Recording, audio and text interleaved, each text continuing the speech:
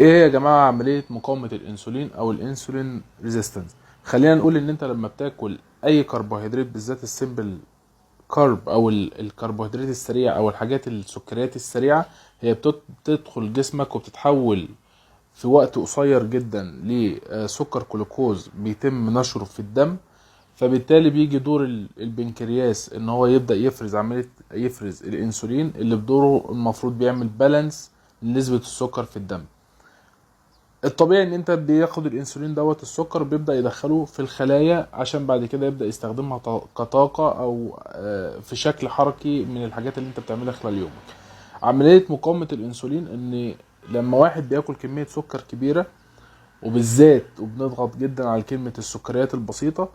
بيحصل عملية خلل في الخلايا بتاعتك، وهو ان الخلايا بتبقى فاضية، فبتديك اشعار ان انا محتاجة سعرات او محتاجة طاقة، ان انت تبقى جعان فعايز تاكل، فتبدأ تروح تاكل سكريات، فيبدأ السكر يعلى في الدم، فيجي الانسولين ياخد السكر ده يحطه في الخلايا، يلاقي الخلايا لوجد، تقول له ان انا مكتفية بالرغم من ان هي فاضية ما فيهاش حاجة. فيبدأ الانسولين دوت ياخد السكر العالي اللي في الدم ويحوله لفات، بتروح في الفات سيلز او الخلايا الدهنية عندك والفات ستورز، اللي معظمها بيبقى عند معظم الناس في منطقة الكور ومنطقة الهب اللي هي منطقة البطن ومنطقة الأرداف. ايه اللي ممكن يحصل لو الانسان ما خدش باله ان يبدأ ياكل اكل صحي او يظبط اكله في حياته؟ ان ممكن مع الوقت ان هو هيبدأ يحصل خلل في البنكرياس نتيجة استمرار انتاج عملية الانسولين الاوفر دوز، او اللي هي بكميات كبيرة مع عدم استغلاله او عدم استخدامه في صورة صحيحة، فيتحول المريض من ان هو